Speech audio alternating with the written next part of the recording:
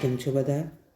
તો ગયા લેક્ચરમાં આપણે જોયું હતું પર્યાવરણની અગત્યતા, બરાબર છે.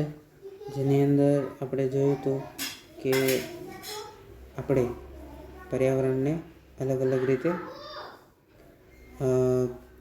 કેવી રીતે નુકસાન પહોંચાડ્યું છે અને એના માટે આપણે શું કરવાની જરૂર છે, બરાબર.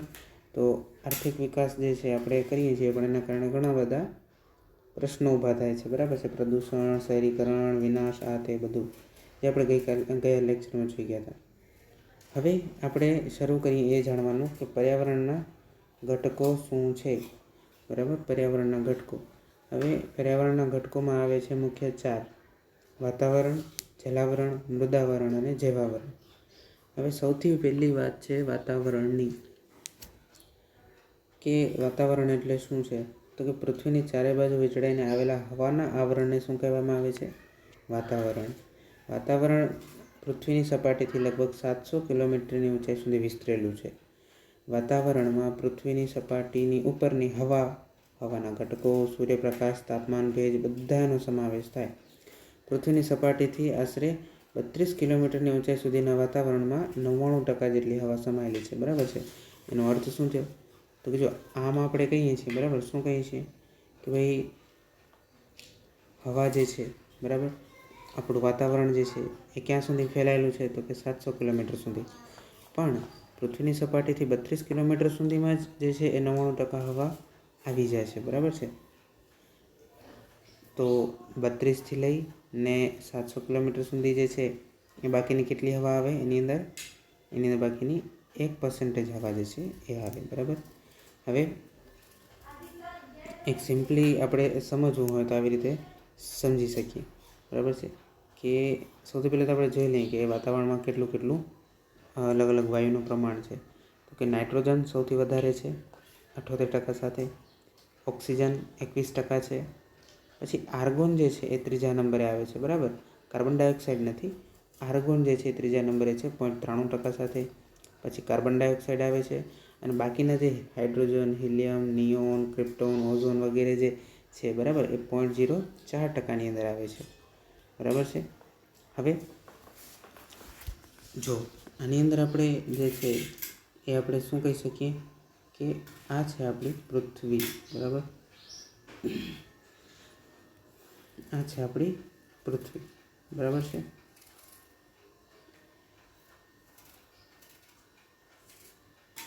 હવે એક પૃથ્વી જે છે, બરાબર, એની ઉપર આપણે કહીએ છીએ, બરાબર, કે અલગ અલગ વાયુના આવરણ આવેલા છે. જો આને હું અહીંયા નીચેની તરફ બનાવું, બરાબર, તો શું કહેવામાં આવે છે? તો કે અહીંથી, બરાબર, અહીંથી 32 કિલોમીટર ઉપર સુધી, બરાબર છે. એટલે સમજો કે આટલું જે છે એ 32 કિલોમીટર થાય, જો, બરાબર. આટલું જો 32 કિલોમીટર જે છે એ હોય, તો 32 કિલોમીટર સુધી જે છે એ શું છે? 99% હવા જે છે એ અહીંયા આવેલી છે, બરાબર છે. 99% હવા જે છે એ આપણને અહીંયા મળી જાય, બરાબર છે. આપણું જે વાતાવરણ છે એની 99% હવા આટલામાં જ છે, બરાબર. પછી એની ઉપર તમે જાઓ, બરાબર, એની ઉપર, અને આ સમયે તમને જે પણ મળે, બરાબર, કેટલા કિલોમીટર સુધી? તો કે અહીંયા તમારે જવું પડે ટોટલ 700 કિલોમીટર સુધી, બરાબર. બાકીની 1% હવા જે છે એ અહીંયા મળે. આ જે છે એ કેટલા કિલોમીટર સુધીનું છે આપણું? આ છે આપણું 32 કિલોમીટર સુધી, બરાબર. તો આવી રીતના જે છે એ હવા જે છે એ ડિસ્ટ્રીબ્યુટ થયેલી છે. પછી આપણું વાતાવરણ, જો ટોટલ આપણે વાતાવરણ ગણીએ, બરાબર, તો વાતાવરણમાં સૌથી વધારે કઈ હવા છે? સૌથી વધારે કયો વાયુ છે એમ કહીએ તો સૌથી વધારે વાયુ જે છે કયો છે? આપણે 78% જો ગણીએ તો 75, લગભગ 78%, બરાબર. 78%. આ 78%માં શું છે?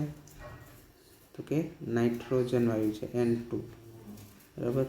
પછી બાકીનો જે છે એ 21%, બરાબર. આપણે 21% આશરે જોઈએ તો આ 21%, 20%માં કયો વાયુ છે? ઓક્સિજન, બરાબર.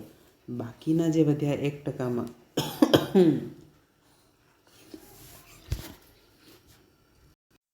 બરાબર, તો બાકીનો જે 1% છે, બરાબર છે, એ 1%ની અંદર, એટલે કે જો કલર બદલાવીને કહું તો આ વાળો, આ જે છે, આ 1%ની અંદર શું આવશે? તો કે એની અંદર જે આવશે એ આર્ગન, બરાબર છે, કાર્બન ડાયોક્સાઇડ, પછી આ બાજુ લખું છું તો હાઇડ્રોજન, બરાબર છે, હિલિયમ, ક્રિપ્ટોન, ઝેનોન, બરાબર. તો આ બધા વાયુઓ જે છે એ આવે આવી રીતના, બરાબર છે. તો આ જે છે એ તો વાયુ કયા કયા વાતાવરણની અંદર વાયુઓ જે છે. પછી વાતાવરણને જો આપણે વેચવું હોય તો 4 આવરણની અંદર આપણે વેચીએ છીએ એને, બરાબર. ગુજરાતી કરતાં એના ઇંગ્લિશ નામ જે છે ને એ વધારે જે છે એ પ્રખ્યાત છે. જો જેમ કે જો સૌથી પહેલે જે છે 0 થી 11 કિલોમીટર સુધી શું આવશે? તો કે આવશે ટ્રોપોસ્ફિયર. પછી આવશે 11 થી 50 કિલોમીટર સુધી સ્ટ્રેટોસ્ફિયર, પછી મેસોસ્ફિયર અને થર્મોસ્ફિયર. હવે જો એની અંદર તાપમાન પણ જે છે ને એ અલગ અલગ રીતે તમને દેખાય છે, બરાબર. હવે જો આપણે જો ડ્રો કરીએ, બરાબર, તો વ્યવસ્થિત રીતના જો ડ્રો કરવું હોય ને તો આપણે કામ કરીએ, બરાબર છે. જો સૌથી પહેલે આપણે જોઈએ તો સૌથી પહેલે આવશે આપણે પૃથ્વી જોઈએ એક નાની દોરી, બરાબર, એટલી નાની પૃથ્વી આપણે દોરી. પછી એની ઉપર જે છે એ આપણે અલગ રીતે દોરીએ તો કે ભાઈ સ્ટ્રેટોસ્ફિયર, બરાબર છે. પછી આવશે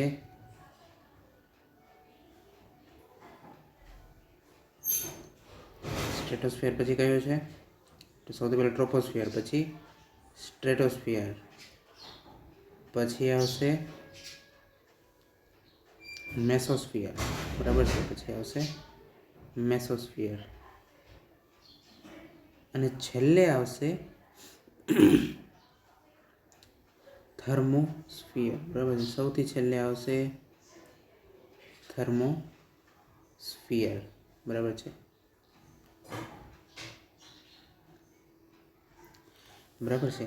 તો કહેવાનો અર્થ એ છે કે જો સૌથી પહેલે જે છે, બરાબર, આ આપણી પૃથ્વી છે, આ અર્થ છે, બરાબર છે. આ જે વચ્ચે જે છે આપણે લાલ કલરથી જે મેં દોર્યું છે એ આપણી સમજો કે અર્થ છે, પૃથ્વી.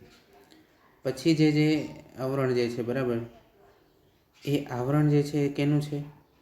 એ છે ટ્રોપોસ્ફિયર, બરાબર છે, એ છે ટ્રોપોસ્ફિયર, બરાબર છે. હું ખાલી ટ્રો લખું છું, બરાબર, ટ્રોપો લખું છું, ટ્રોપોસ્ફિયર. પછી જે આવરણ છે, બરાબર છે, પછી જે આવરણ છે એ આવરણ શેનું છે? એ આવરણ છે સ્ટ્રેટોસ્ફિયર, બરાબર છે, સ્ટ્રેટો. પછી જે આવરણ જે છે એના પછીનું, બરાબર, આ આવરણ જે છે એ શેનું છે? આ આવરણ આવશે, હું આ બાજુ લખું તો મેસોસ્ફિયર, મેસો, બરાબર છે. અને સૌથી છેલ્લું જે આવરણ જે દેખાય છે આપણને, બરાબર છે, સૌથી છેલ્લું આવરણ, એ આવરણ કયું છે? કે એ આવરણ છે આપણું કયું છે? એ છે થર્મોસ્ફિયર, બરાબર છે.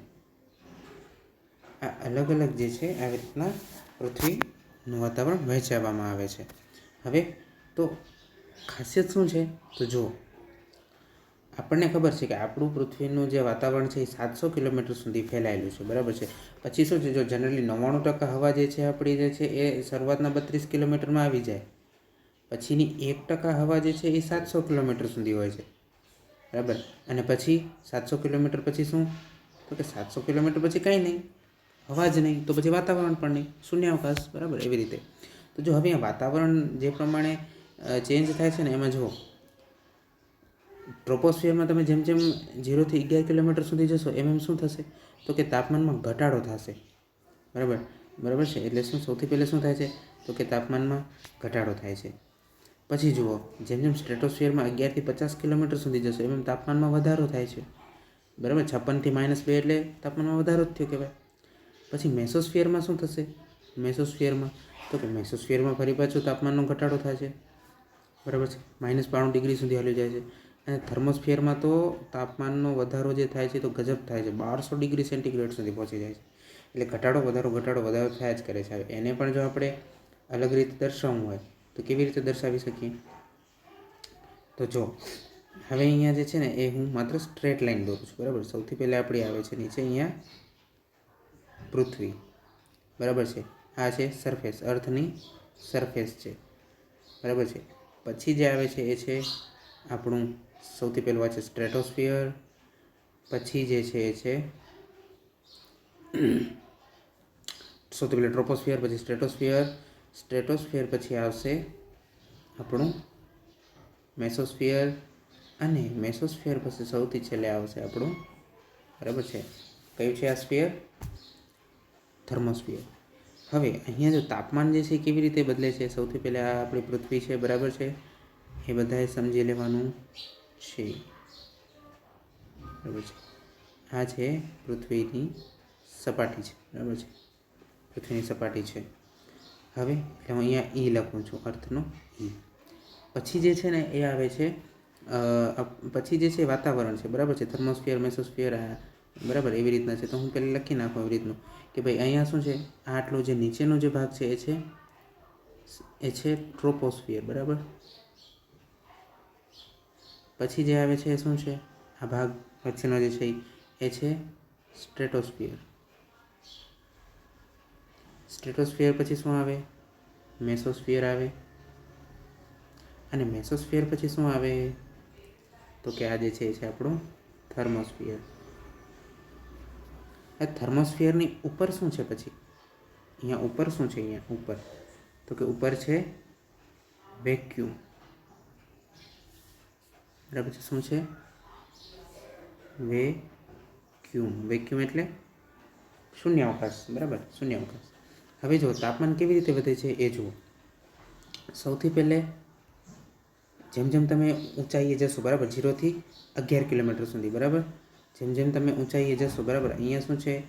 11 કિલોમીટર છે. 11 થી પછી કેટલા કિલોમીટર હતું? 50 કિલોમીટર, બરાબર છે. 50 થી પછી કેટલા કિલોમીટર હતું?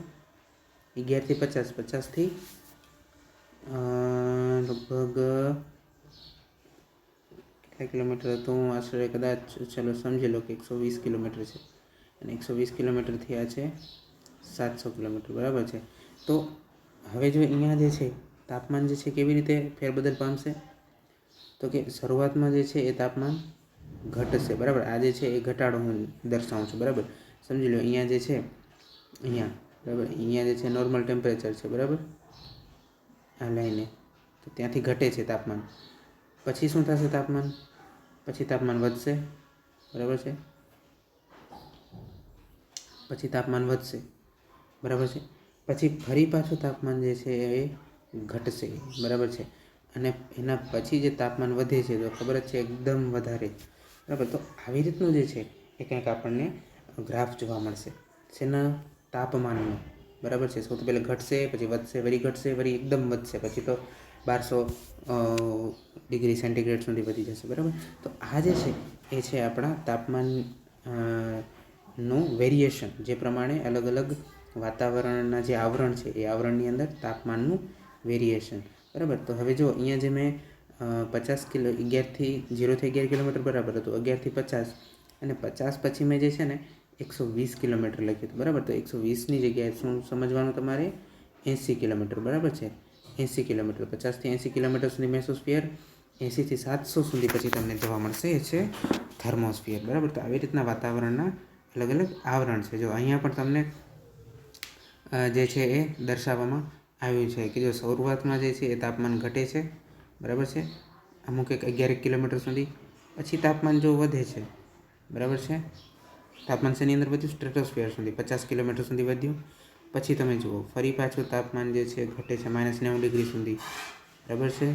પછી મેસોસ્ફિયરની અંદર જુઓ 90 ડિગ્રીથી પછી ફરી પાછું 0 સુધી આવ્યું. પણ હવે જે છે એ તાપમાન તમે જોશો કેટલું વધે છે? એકદમ રેપિડ, 1200 ડિગ્રી સેન્ટીગ્રેડ કરતાં પણ વધે છે, બરાબર છે. તો આ થર્મોસ્ફિયર જે છે બરાબર છે એની અંદર તાપમાન 1200 ડિગ્રી સુધી તમે અહીંયા જોઈ શકો છો બરાબર છે. 1200 ડિગ્રી સુધી પહોંચી જાય છે અને પછી થર્મોસ્ફિયર પછી શું છે? એક્ઝોસ્ફિયર એટલે કે બહારનું આવરણ, જેને આપણે કદાચ શૂન્યાવકાશ પણ કહી શકીએ બરાબર. તો આ જે છે ગ્રાફ આપણે સમજ્યું.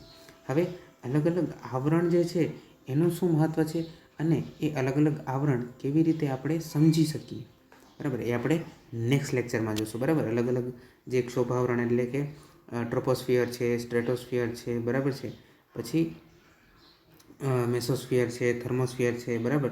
તો આ દરેક આવરણ વિશે આપણે નેક્સ્ટ લેક્ચરમાં ડિટેલમાં જોઈશું.